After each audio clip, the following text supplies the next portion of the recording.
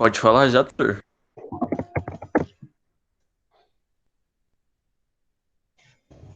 Escreve aqui no chat o nome completo.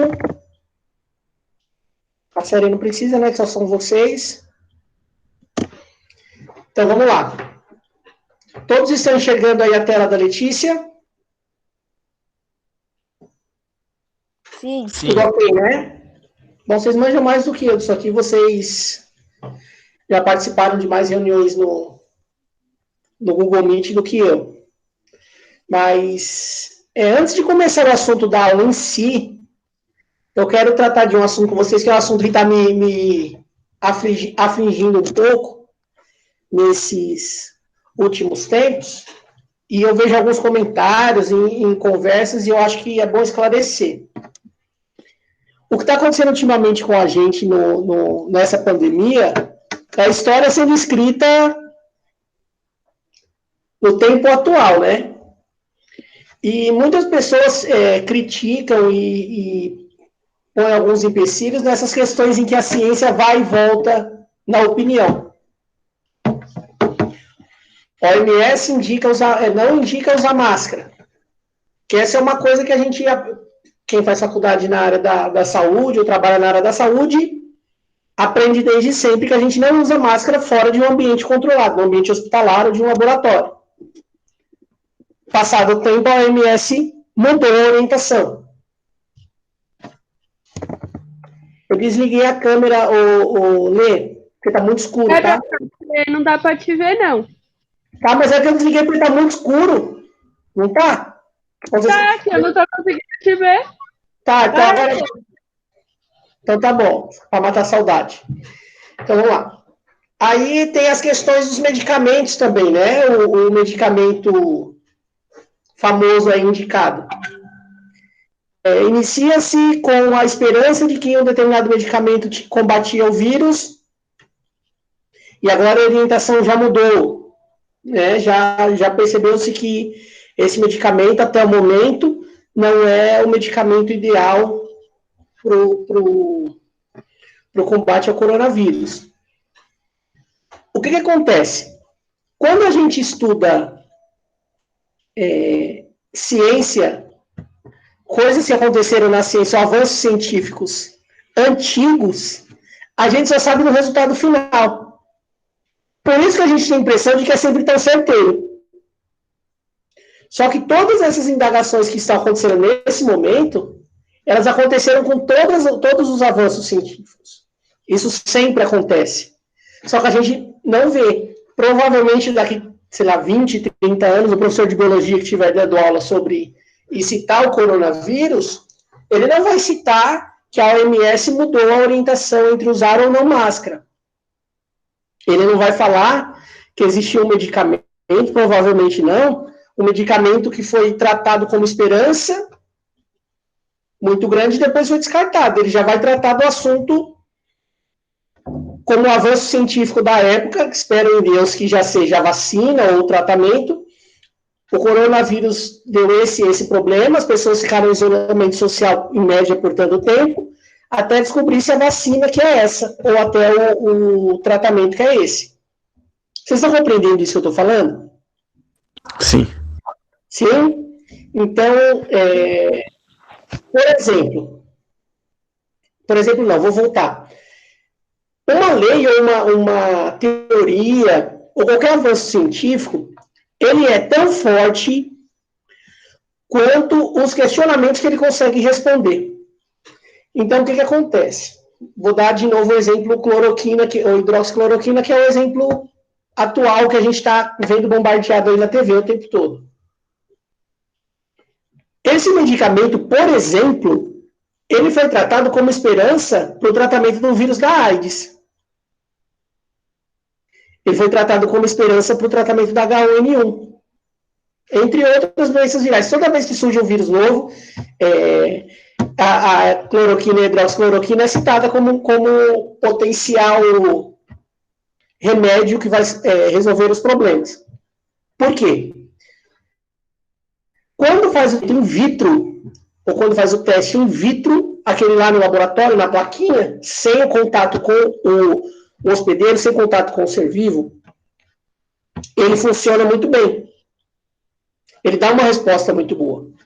Quando chega no tratamento em vivo, que é, né, nos animais ou no próprio ser humano, no nosso caso, a resposta já não foi tão boa. Então, hoje a gente fala assim, tratamento da AIDS. Se for dar uma aula sobre DSTs e falar sobre AIDS. Ninguém cita cloroquina. Porque isso já foi ultrapassado. Já percebeu-se que ela não tem efeito, ou o efeito não é desejado no caso da AIDS. Então, isso vai acontecer, isso vai continuar acontecendo. Agora tem um outro medicamento agora que está na moda também, que é tratado como esperança. Pode ser que semana que vem descubra-se que não há esperança coisíssima nenhuma. Pode ser que semana que vem eles voltem atrás disso que está sendo dito e vida que segue. Então, porque muita gente fica assim, a OMS não sabe de nada. Esses cientistas não sabem de nada. Toda hora muda de opinião. Não é opinião. É ciência. Tá? Opinião é uma coisa, ciência é outra. E uma não dá para contestar a outra. A gente não contesta ciência com opinião. Mas eu acho que a cloroquina funciona. Bom, beleza. Você acha. A ciência até agora mostra que não. Até o presente momento diz que o tratamento não é tão eficaz quanto apresentado por algumas vertentes da sociedade. E com isso eu estou demonizando o medicamento. Estou dizendo, não use de jeito nenhum. Não é isso, não é essa a minha intenção. A minha intenção é escutem, leiam, participem, entendam da situação, mas tem que deixar para o especialista decidir. Eu até brinco nas conversas que eu tenho, que eu tomei soro algumas vezes na vida, e eu nunca questionei qual era o medicamento que o médico tinha colocado lá no soro. E, infelizmente, a gente está caminhando para uma situação onde o leigo, doente, numa situação de desespero, obriga o médico a usar ou não usar um determinado medicamento. Se eu chegar no hospital com sintomas ou com diagnóstico positivo de Covid, eu vou entregar na mão do médico e vou falar, faz o seu melhor. Certo? E informe-se sobre o assunto, provavelmente vai ser assuntos de futuras aulas de biologia da vida, futuras aulas de história, sociologia, filosofia da vida. Então, interem-se sobre o assunto, procurem fontes confiáveis também. Não vão pela opinião, eu acho que é isso, eu acho que é aquilo, é sempre segundo alguém, segundo estudos, precisa ter essa citação, essa referência, tudo bem? E eu só citei isso porque isso me angustia demais. Eu fico vendo o jornal, porque todo mundo diz assim, ouça pouca notícia. Se eu ficar pouco inteirado, eu entro mais em desespero. Eu acho que eu tenho um efeito contrário. Falar assim, não vou ver jornal hoje, não vou ler nada sobre o assunto. Vai me dando agonia de que estão acontecendo coisas e eu não estou sabendo o que é. E a gente vê muita discrepância nas notícias, né? Então, procurem se informar em fontes confiáveis e corretas. E, de novo, não estou demonizando nenhum tipo de medicamento, nem indicando, porque eu não tenho competência para isso. Tá ok? Ok. Dúvidas, perguntas, lamúrias? Não? Então vamos lá, Lê, pode passar, Lê, por favor. Então vamos lá. Pessoal, eu vou fazer com vocês um apanhadão da classificação e caracterização dos seres vivos. Vou tentar introduzir algumas terminologias que a gente utiliza em recorrência na biologia, para que facilite o estudo de vocês dessa forma um pouco mais autônoma, né, que é essa em casa. Hoje eu quero trabalhar 3 reinos com vocês e quero marcar uma nova aula, segunda ou terça-feira, para que a gente fale sobre o reino vegetal e reino animal, porque senão vai ficar muito extenso de uma vez só e a gente vai se perder, e as pessoas não vão querer, que não estão na aula, não vão querer assistir depois uma aula de muitas horas. Tudo bem? Então, porque nas próximas semanas nós teremos novidades em relação à organização do trabalho, tá? A gente reviu algumas situações, viu o que estava funcionando, o que não estava funcionando, e percebemos que teremos a necessidade de reorganizar para otimizar o nosso tempo, o nosso serviço e a aprendizagem de vocês, beleza? Então, classificação dos seres vivos e caracterização dos seres vivos. Pode passar, Lê. Reino Monera. Aqui, não, volta lá. Essa figura é bacana. Aqui eu tenho uma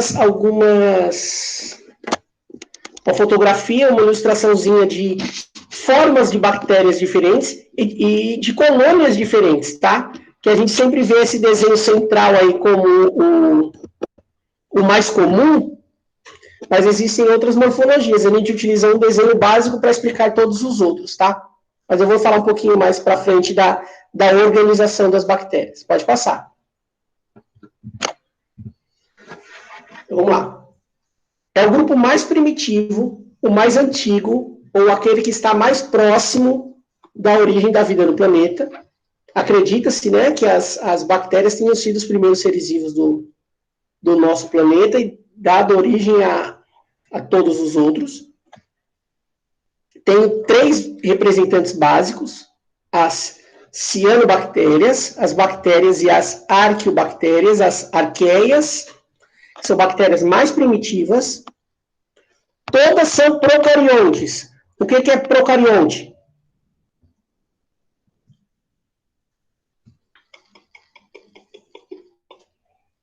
Procarionte. Ela não tem núcleo? Não tem núcleo. Sem núcleo definido. O material genético é difuso, espalhado pelo citoplasma. Não tem uma organização desse material genético. A forma de nutrição, no caso das cianobactérias, é autótrofa. O que é uma nutrição autótrofa? Ela faz a própria comida ou não? É isso, né? Ela é capaz de converter molécula inorgânica em molécula orgânica. Fotossíntese e quimiossíntese, basicamente. São as duas formas, né? Fotossíntese quando usa luz e quimiossíntese quando usa os compostos químicos que estão no mar. E heterótrofa, pela oposição do termo, né? É quando ela não é capaz de produzir o próprio alimento. Importância econômica. Indústrias farmacêuticas, indústrias alimentícias,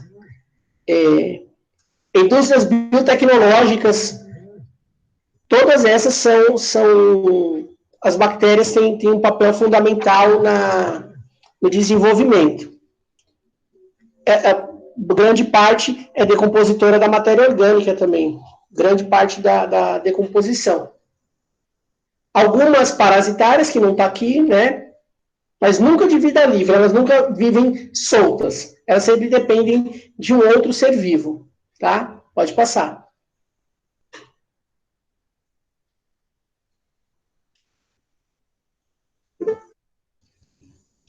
Isso, exatamente, Lê. A cianobactéria, ela tem a capacidade de sintetizar matéria orgânica. As bactérias não. Beleza? É isso. A forma de obtenção de energia das cianobactérias, em alguns livros vão estar algas azuis, né? Cianobactéria, elas são capazes dessa síntese do próprio alimento. Já as bactérias e as arqueias não têm essa condição. Elas são heterótrofas, elas precisam se alimentar de um outro ser vivo para obter energia. Então, vamos lá. Desenho clássico, desenho mais visto nos livros didáticos de biologia da vida. uma bactéria, um bacteriófago, né? Basicamente, as estruturas. Nós temos as fímbrias, que são esses pelinhos que estão em volta dessa cápsula. Se alguém não estiver enxergando ou localizando isso que eu estiver falando, a gente dá um jeito de apontar, tá?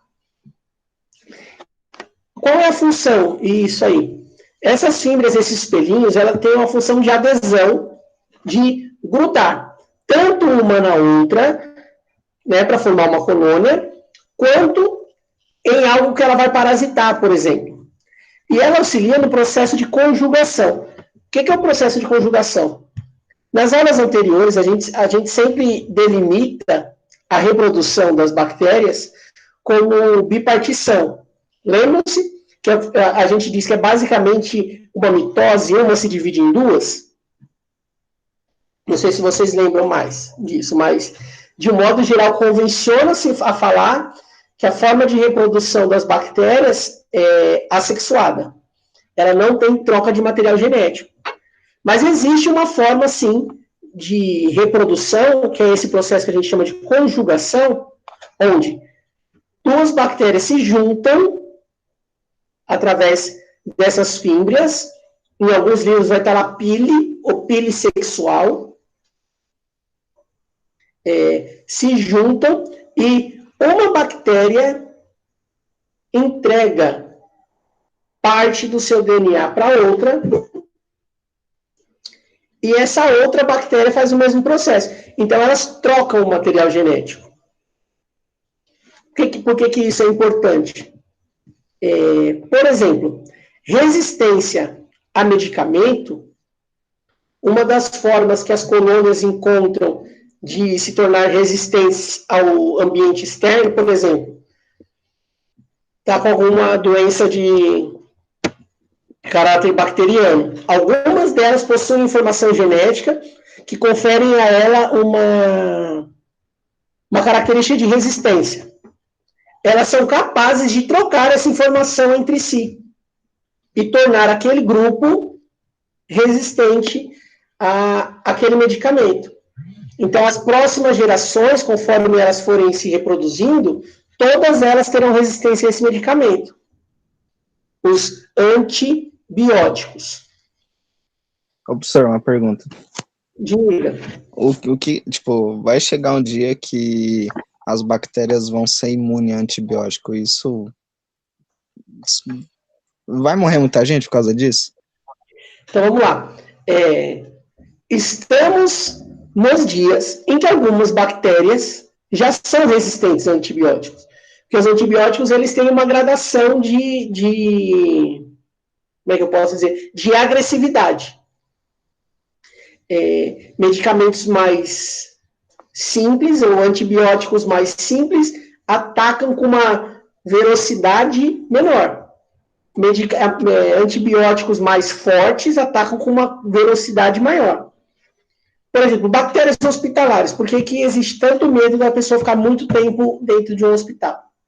As bactérias que estão ali naquele ambiente, elas vão entrando em contato com uma série de antibióticos. E quanto mais contato ela tem e ela não morre, mais resistente ela fica. Quando a gente toma lá qual que é o antibiótico mais comum mesmo? Como é que chama? Amoxicilina, né? Amoxicilina, verdade. Para algumas pessoas isso já é um copo d'água. Fala assim, não vou tomar porque não faz efeito nenhum.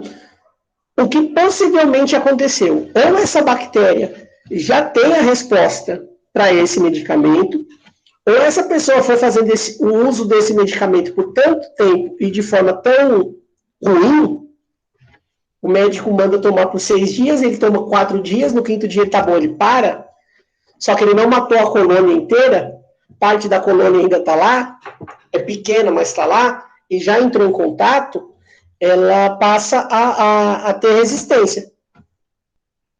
Então, conforme o uso do antibiótico,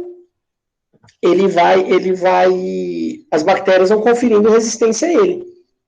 E possivelmente seria um problema gravíssimo de saúde pública, né? A resistência ao medicamento. E não é assim, eu estou com uma doença bacteriana, eu tomo um antibiótico. É um antibiótico específico para aquela bactéria. Existem testes que são feitos, a maioria não faz, por quê? Carla, né, aluna nova? Por isso que a gente não pode vender antibiótico sem receita médica, até alguns anos por dia. Exatamente. As pessoas brincavam muito, né? Tá com dor de garganta, antibiótico. Aí fazia o uso de indiscriminado. Tá com dor não sei onde, isso aí é bactéria, antibiótico. Melhora para. Então, as bactérias são a única coisa que serve para tudo é chá de boldo. Bom para o fígado, né? Então, os antibióticos, eles são, apesar de ter essa questão da facilidade do medicamento, ele tem um certo risco. Aliás, todo medicamento tem. Aspirina. Se você tomar muita aspirina, é que vocês não são da época. A Carla é da época que a gente tomava AS infantil como se fosse bala, né? Não somos diabéticos hoje porque Deus não quis. Porque o que acontece? O ácido acetil salicílico em grande quantidade no fígado pode fazer com que o fígado pare de trabalhar. É o comprimidinho rosa, aquele pequenininho do posto. As mães pegavam caixas e caixas e caixas e as crianças que hoje têm 30 anos comiam como se fosse balinha. E é aspirina. Então, ela pode sobrecarregar o fígado de tal ponto que atrapalhe as questões fisiológicas do corpo. Então, todo medicamento é nocivo. Mais alguma dúvida? Então, vamos lá. A cápsula, que é essa parte mais laranja aí, ela confere uma certa resistência a essa bactéria, inclusive resistências ao antibiótico ou ao ambiente externo. A parede celular, que tem duas camadas aí, né? Uma bicamada, a camada externa e a camada interna. Peptídeo glucano é uma parede de açúcar. E não, bactéria não é doce. Lembra lá, nem todo açúcar é doce. Peptídeo glucano é uma junção de açúcares que conferem a parede celular da bactéria. A parede celular da planta é celulose, da bactéria é peptídeo glucano. Ela dá essa forma, a bactéria. E depois tem a camada que reveste, que é a cápsula.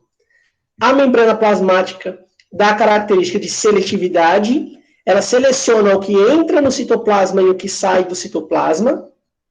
Igual a nossa membrana plasmática. Lembra lá a aula de osmose? Aula de osmose, vocês se lembram? Membrana semipermeável permite a entrada de... Se não lembrar... Então, a membrana permite ou não a entrada de alguns componentes, ou expulsa alguns componentes. O DNA em nucleóide aí é um DNA não organizado. Isso, Letícia, lipídio e proteína. E a água consegue passar entrar e sair livremente, de acordo com a concentração que está dentro e a que está fora. Mas o restante, todos eles têm um processo em que a membrana permite entrar ou não, ou permite sair ou não. Estou distante? Então, vamos lá. Estão me ouvindo? Estão ouvindo? Sim. Tá tranquilinho? Então, vamos lá. Aí eu tenho esse DNA aí todo misturado, parecendo uma macarronada meio roxa, né? Que é o DNA em nucleóide. Vê que ele não tem um centro organizador como o nosso. Ele é difuso, espalhado pelo citoplasma. E eu tenho o flagelo. todo flagelo tem como função movimentação. Ele vai batendo e ele confere uma certa mobilidade, uma motilidade à bactéria. Belezinha? Dúvidas até aqui? Perguntas? Não. Não, então pode passar, Lê. Então vamos lá. Aqui no cantinho tem algumas classificações que a gente já sabe, né? Procarióticas, heterótrofas ou heterótrofas ou autótrofas. E eu vou falar um pouquinho sobre os arranjos, né? Quando eu tenho uma bactéria que a gente chama, ou a gente vê essa bolinha, ela é um coco, ou coco, né? Quando a colônia se organiza ou se arranja em 2 cocos, então eu tenho 2 cocos, outros 2, eu tenho uma colônia de diplococos. Preciso decorar esse nome? Não. É só para entender a questão. Quando eles se arranjam nesse cacho de uva, ou que lembra um cacho de uva, eu tenho um Staphylococcus. Provavelmente em algum exame de sangue de você, exame de fezes, algum exame clínico, esses nomes já devem ter aparecido. O Staphylococcus, com certeza. O Streptococcus também, provavelmente. E quando ele se organiza dessa forma de cobrinha aí, ele é um Streptococcus. Vou voltar no Staphylo ali que eu esqueci de falar. A nossa mão, ela é cheia de Staphylococcus. Por exemplo. Mas na nossa mão ela não causa nenhum problema. Só que se ela romper de alguma forma essa camada externa e conseguir atingir uma camada mais interna, ela pode causar problema. O nosso sistema imunológico vai agir, vai tentar eliminar o Staphylococcus aí e vai causar um pus, por exemplo. Quando ela se forma em 4 cocos, eu tenho uma tétrade. E quando essas tétrades, 2 delas se juntam, eu tenho uma sarcina. Mas ela não escolhe, tá? Ah, agora você cocos, agora você streptococcus. Não é isso. São bactérias que têm arranjos diferentes e esse arranjo confere a ela características diferentes. Tudo bem? Isso eu acabei de falar? Não.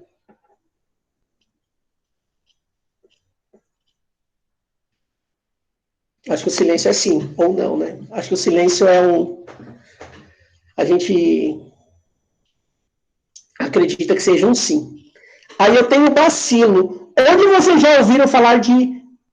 Quer que eu volto? Vamos voltar. Bactérias em forma arredondada, todas elas, qualquer bactéria que tenha uma forma arredondada, em forma de bolinha, é um coco, ou um coco, né? Quando essa bactéria se organiza em duplas, o grupo de bactérias a gente vai chamar esse grupo de diplococo.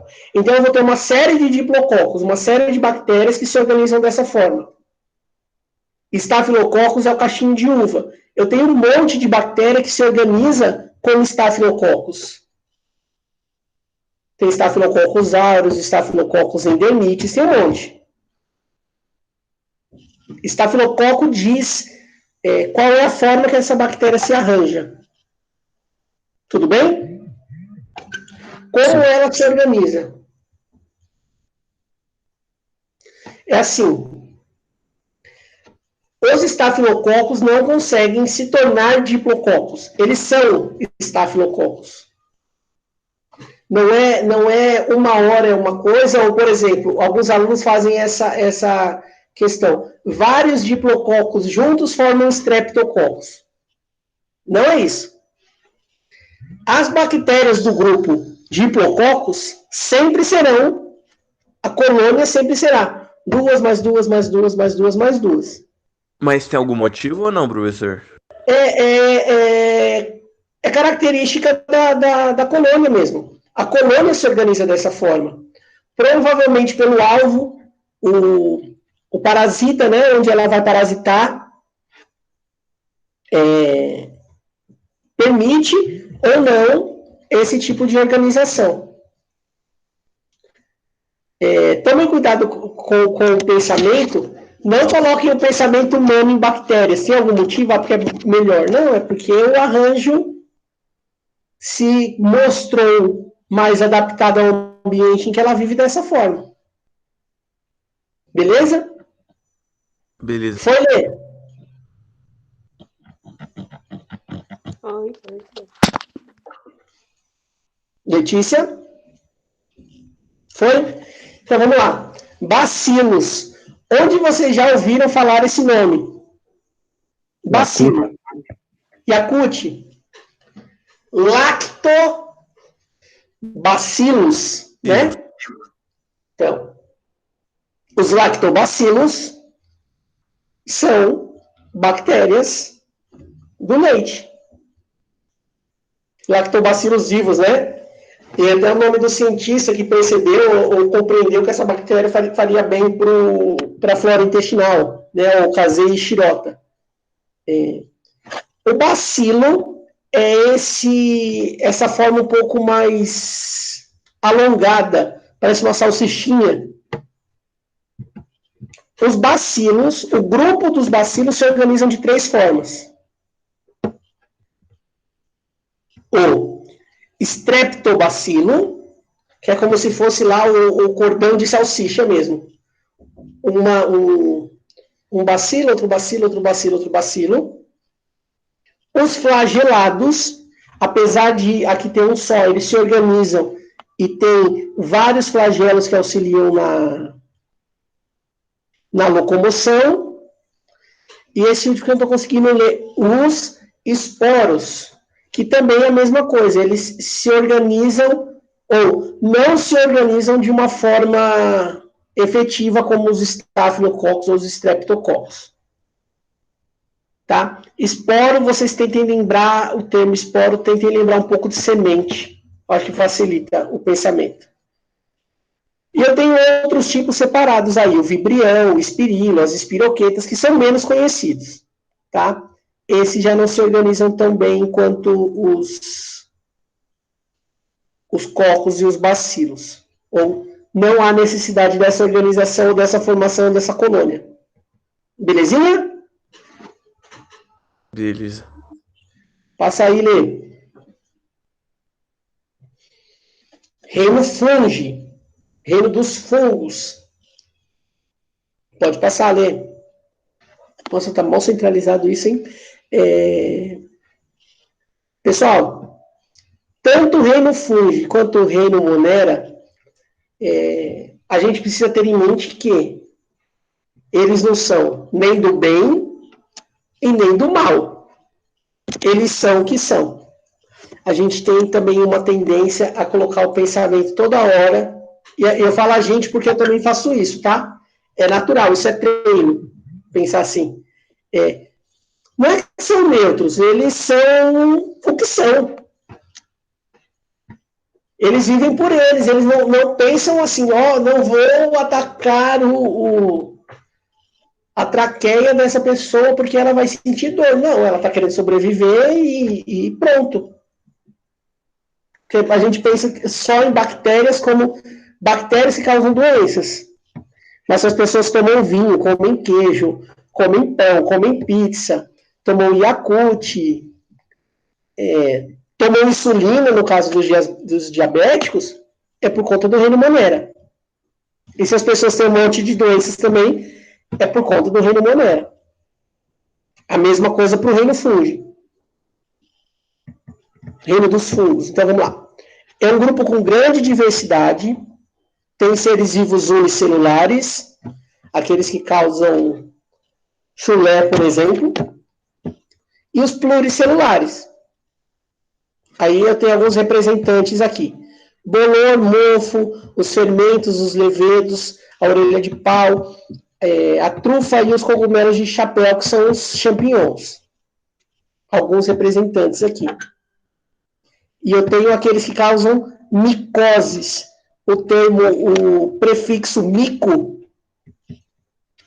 sempre está relacionado ao reino fungi.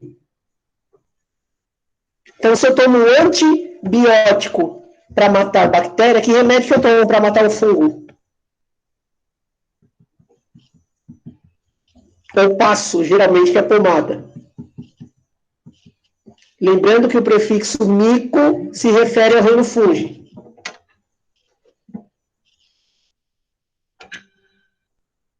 Alguém? Não? Eu tomo um antibiótico. Antibiótico. Para matar bactéria. E para matar fungo. É quase, Lê. É um antimicótico.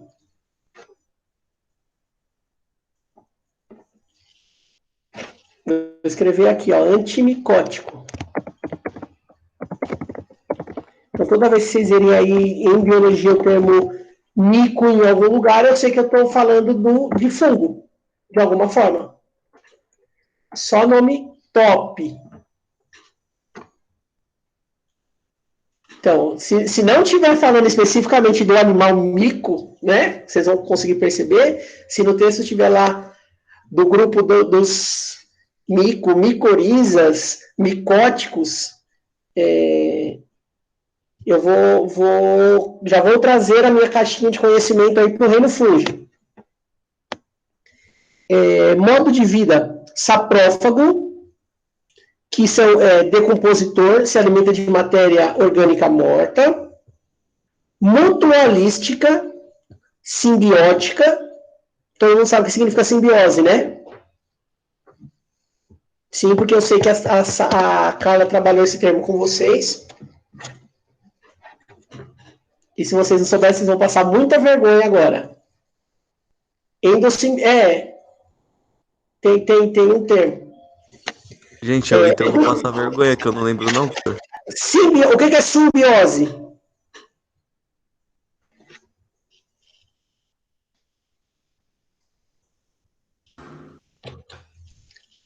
Simbiose só. O que é? Professor, não lembro. E mutualismo?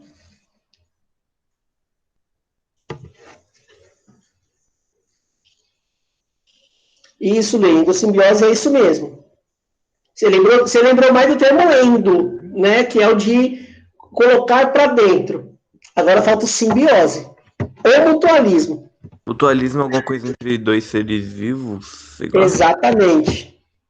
Simbiose é quando um ser vivo se junta com o outro de tal forma que eles não conseguem se separar. A separação causaria a morte dos dois. Então, alguns fungos, eles vivem dessa forma simbiótica ou mutualista. Exemplo, os líquens. Sabe essas manchas esbranquiçadas, algumas são meio avermelhadas ou meio rosas que ficam no tronco das árvores? Aquilo ali, essas manchas, né, elas são a junção de um fungo com uma alga.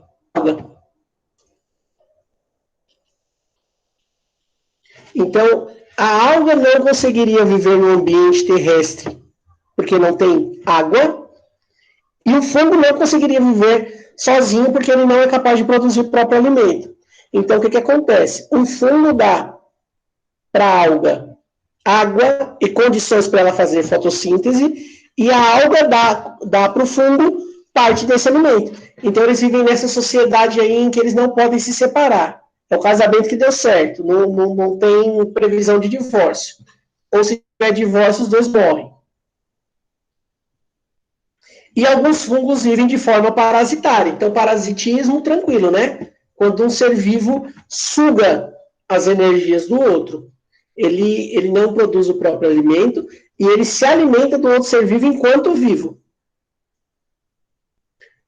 A nutrição é sempre heterótrofa. A importância é basicamente a mesma do reino Monero, nos mesmos lugares, né? Indústria farmacêutica, indústria alimentícia, né? A formação de fermento, de bebidas alcoólicas, por exemplo, e também são decompositores da matéria orgânica. Dúvidas? Perguntas? Lamúrias? Tranquilo? Tranquilo. Então vamos lá, pode passar, Lê. Então vamos lá. Estrutura morfológica. Eu trouxe uma figura só, porque assim, se eu fosse falar de estrutura morfológica do reino fúngio, eu teria que trazer uma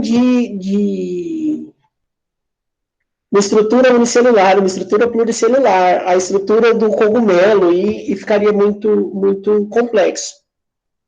Mas, basicamente, a estrutura primordial são as hifas. Elas dão origem a todas as outras que a gente conhece. Então, o que são hifas? Hifas são esses... Lê, aponta para mim nesse desenho de cima essa hifa septada. Isso. Cada espacinho desse, entre essa bolinha, que é o núcleo, e o outro, eu tenho uma hifa. Esse aí que a Letícia está circulando. Por que essa é chamada de hifa septada? Porque você está vendo que entre uma e outra tem um cortezinho. Elas são separadas em septos, em canais. Então, eu tenho um espacinho, né, uma separação, outra, uma separação, outra, uma separação, outra. Já de baixo, a gente chama de hifa cenocítica. O que é uma hifa cenocítica? Ela não tem a separação dos septos. Alguns tipos de fungos não separam as hifas por septos. Ela é uma estrutura mais unificada com vários núcleos. Núcleo, eu não preciso nem falar para que serve, né? Compreenderam o que é hifa? Sim. Sim? Então, vamos lá. Quando essas hifas, por exemplo, eu tenho essa hifa crescendo num pão. Quando essas hifas começam a crescer e tomar conta do pão, e eu consigo vê-las a olho nu, né? Porque elas estão em todo lugar. Por exemplo, não sei se alguém também tem uma mania muito estranha, que é de cheirar livro, ou gostar do cheiro de livro. Dentro das folhas, ou entre as folhas do livro, vão ter hifas lá dentro. Algumas que o nosso corpo consegue combater, a grande maioria delas, mas pode ser que tenha alguma lá que a gente não consiga, que possa causar uma doença. Elas são microscópicas. Mas quando elas se organizam em colônias muito grandes, a gente consegue ver elas a olho nu, que é o pão embolorado, a fruta embolorada, o arroz, enfim. Essas hifas começam a se aglomerar e a se juntar, se juntar, se juntar, se juntar, a tal ponto que essa colônia fica visível. Essa massa a gente vai chamar de micélio, que é como se fossem as raízes dessas hifas tomando conta do espaço. Tudo bem? E, no caso daqueles que vão formar os cogumelos, essas hifas elas vão se compactar cada vez mais e vão formar aquilo que a gente vê como o cogumelo, o champignon, por exemplo. Então, o champignon nada mais é do que um aglomerado de hifas. Tudo bem?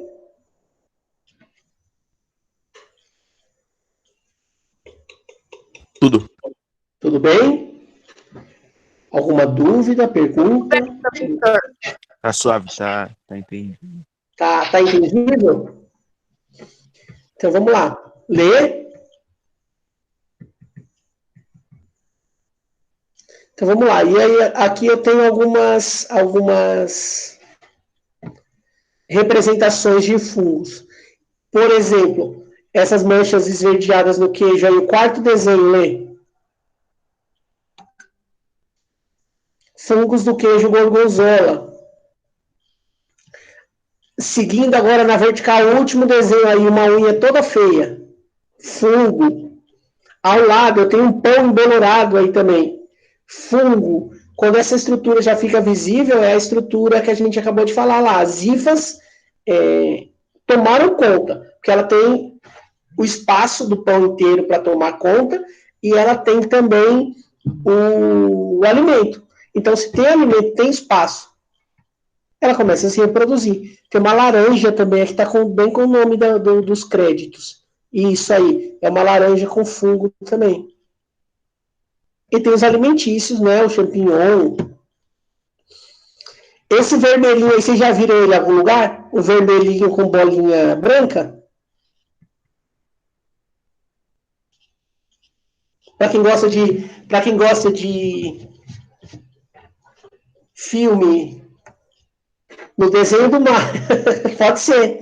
E onde mais?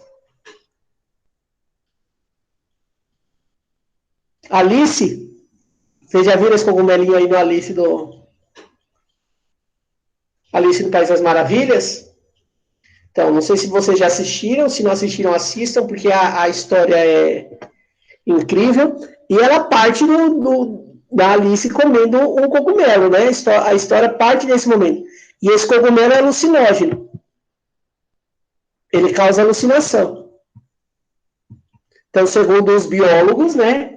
O Alice no País das Maravilhas nada mais é do que uma viagem de cogumelo que a Alice teve. Comeu cogumelo, ficou doidona. Vou comer cogumelo pra ter uma história dessa. Tomar chá, né? E tem um também que é alucinógeno, que é bem. Sim, esse cogumelo é alucinógeno, sim. Tem um também que é alucinógeno, que é esse que o pessoal faz chá, que é muito. O local onde ele cresce é muito interessante, que é o cocô da vaca. Então as pessoas vão lá no cocô da vaca, pegam o cogumelo que está crescendo lá e faz chá, que também é alucinógeno. Só informações, um pouquinho de cultura inútil no meio da aula. Dúvidas, perguntas, lamúrias, que top, nada. Tá gravando o chat, eu vou grifar isso aqui, ó. Vou falar assim, olha, falando que é top usar cogumelo. Ô, professor, Oi. pode ser coisa de... mas existe um fungo que controla a formiga pelo cérebro? Acho que eu já tinha ouvido falar sobre isso. Tem sim. A hifa, né, na verdade o esporo, cai na formiga, e não é que ele controla. A formiga percebe que tem algo errado, de alguma forma, né, com ela, e ela sabe que se ela continuar na colônia, ela vai matar a colônia, que o fungo vai se desenvolver, ela vai morrer e todas as outras vão ser contaminadas. Então ela vai para um lugar longe da colônia. Tem um videozinho no Nosso Planeta, tá na Netflix. Tem vários episódios falando, é muito interessante. Ela fica meio louca assim, ela sai de perto das outras, sobe na árvore e o fungo começa a controlar, de alguma forma, o sistema nervoso dela. Até que uma hora ela é paralisada e esse fungo cresce, começa a se desenvolver lá dentro, até que ele forme um cogumelozinho no corpo, acima do corpo da formiga. Mas tem sim. O professor, uma mãe e um filho, eles também estão em estado de simbiose? Oi? Uma mãe e seu filho na barriga, eles estão em estado de simbiose também? A gente, filosoficamente, a gente pode dizer isso. Pensando numa visão bem romantizada da gravidez, né? Se eu quiser romantizar a gravidez, eu posso dizer que uma mãe grávida está em processo de simbiose com o filho. Mas eu também posso dizer que uma mãe grávida tem um parasita, um endoparasita dentro dela. Se eu não quiser romantizar a gravidez. Compreendeu? O processo de simbiose é um não consegue viver sem o outro. Uma mãe sem estar grávida consegue viver. A definição oficial e correta da terminologia seria essa. Mas se eu quiser deixar a explicação um pouco mais filosófica, seria, sim, um processo de mutualismo, né, momentâneo. E se eu não quiser, eu falo que é um parasita. É um endoparasita até nascimento e depois um ectoparasita, que ele continua sugando a mãe depois que nasce. E alguns por muitos e muitos e muitos e muitos anos.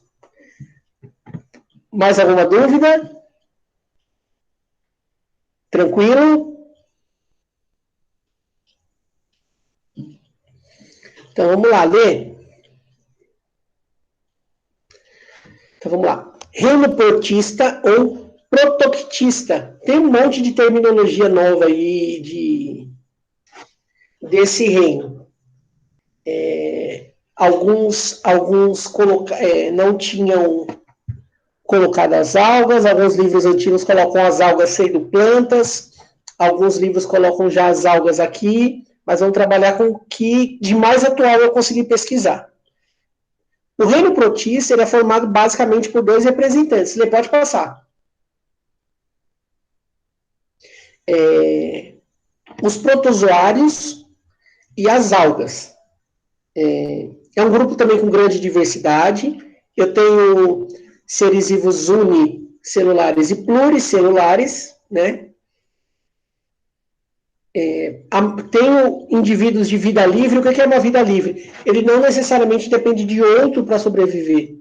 Por exemplo, apesar da nossa relação com o alimento condicionar a nossa vida, mas nós temos uma vida livre. Ele não necessariamente precisa parasitar alguém. O termo vida livre ele vem em contraponto com o parasita. Alguns têm essa vida mutualística. De novo, lá a história do líquen.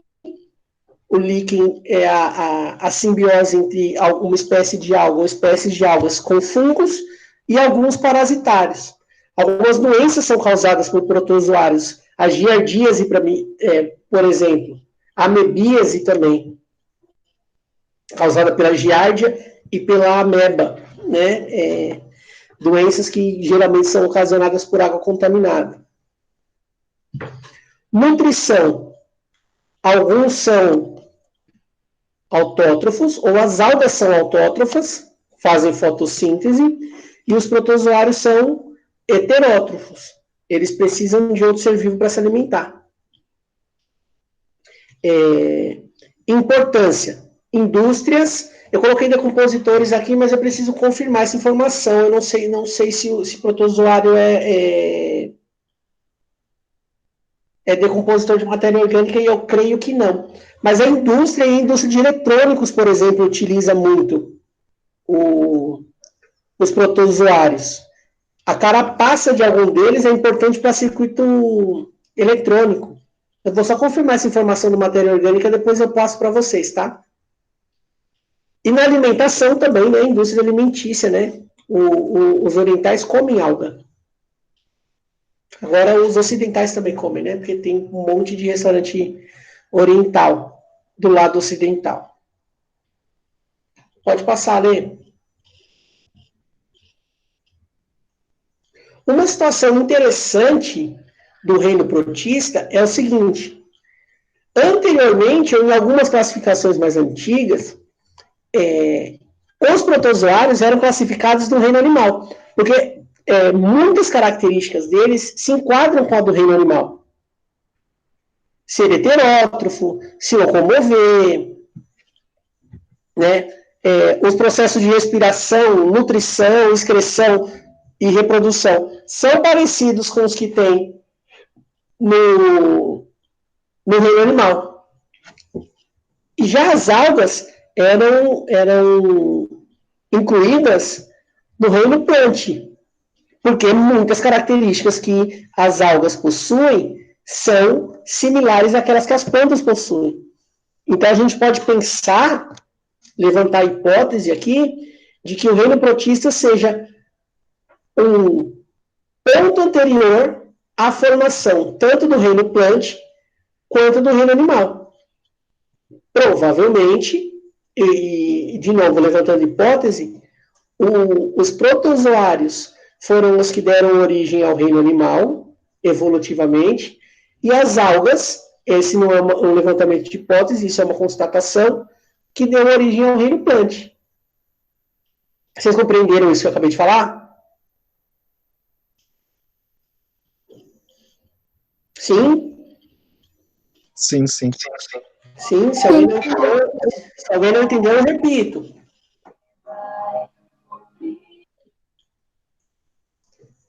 Porque eu tenho aqui um grupo que eles não possuem muita característica em comum.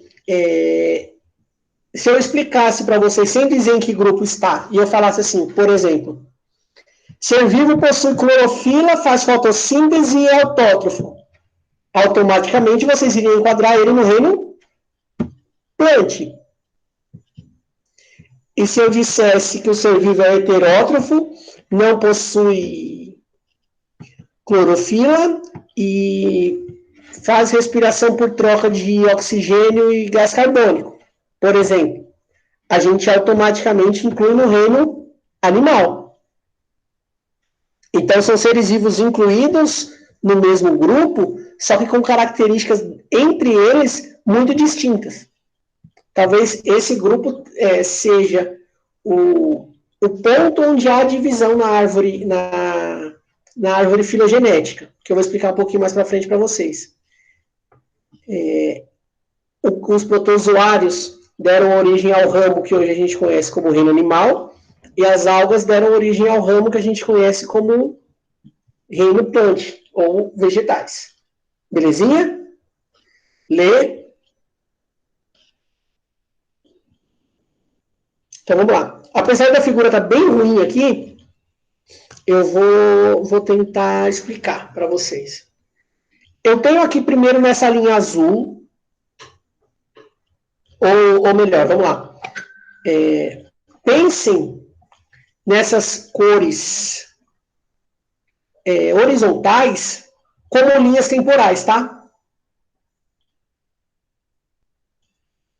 Então eu tenho o mais antigo, ou os mais antigos representantes nesta linha mais na base, mais azulada, e conforme eu vou subindo, eu tenho seres vivos mais próximos do atual. Tudo bem? Então, quanto mais próximo da raiz da árvore, mais antigo, quanto mais próximo do topo, mais novo. Então, eu tenho lá Reino Monera. Reino Monera, os primeiros seres vivos, unicelulares, os ramos foram se dividindo, e perceba que há uma relação, ou um passo a mais, um degrau a mais da organização, e eu formo o reino protista. Aí eu tenho de um lado, aponta para mim ali onde está algas unicelulares. Aí, isso. E do outro lado eu tenho os protozoários. Certo? Isso, aí mesmo. Apesar do exemplo estar dito desta forma, nesse posicionamento, a gente entende que o ramo que se dividiu e subdividiu entre reino fungi e reino plant é o ramo que anteriormente agrupava o reino protista. As algas, desculpa. Então, das algas, esse ramo vai se dividindo e se subdividindo e dá origem ao reino plant e provavelmente em alguma isso aí. Como se esse ramo fosse subindo para o reino plant. E os protozoários deram origem ao que hoje a gente conhece como reino animal. Animal, para o outro lado. Os fungos eles têm características, ora reino animal, ora reino plant.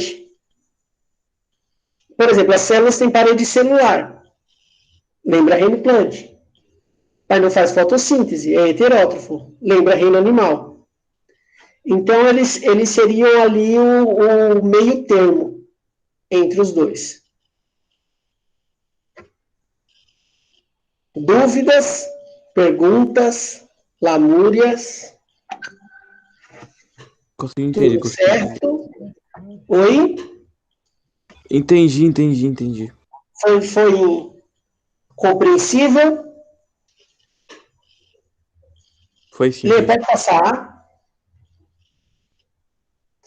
Então, a minha ideia, pessoal, eu vou olhar ali o cronograma com os demais professores, é marcar mais uma com vocês, o mais rápido possível, para falar sobre plantas e animais. Porque sem ser essa semana na outra, a nossa forma de trabalhar vai ser um pouquinho diferente, tá? A gente vai a dinâmica da escola vai mudar um pouco. Acredito que vocês vão gostar e vai facilitar para vocês bastante. Vai facilitar para a gente também, não tem como negar. Mas eu acho que vai ficar mais proveitoso. Alguém quer dizer alguma coisa? Só que vocês precisam conversar com os colegas de vocês aí no telefone para participar dessas lives, hein, gente? Nem se conversar, não parece, não. A live vai se tornar fundamental para a continuidade do ano, né? O secretário deu aquela previsão lá de setembro, mas tem um monte de e se, né? Será em setembro se estivermos na fase não sei o quê. Se tiver diminuído a taxa de contágio. Então tem um monte de se na frente desse retorno. Então, até porque a previsão muda toda hora, né? É 30 de julho, é setembro, é sempre...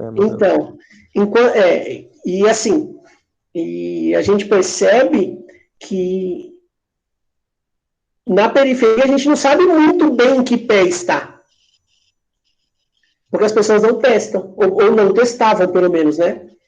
Então a gente não tinha muita certeza do que estava acontecendo, como está acontecendo essa pandemia na periferia.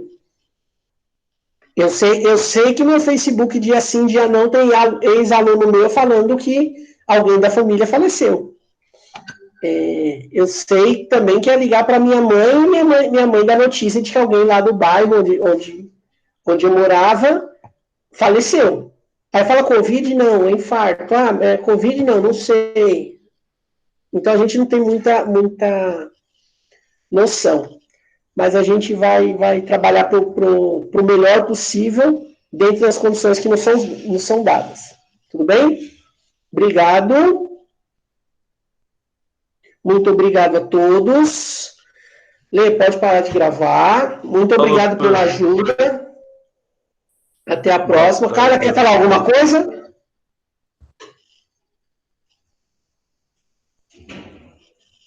É falar, não é escrever. Não, mas tudo bem. Obrigado, hein, galerinha? É lógico que eu estou gravando. Eu não estou gravando. Opa, sou eu que estou gravando. Opa, desculpa aí. Eu pensei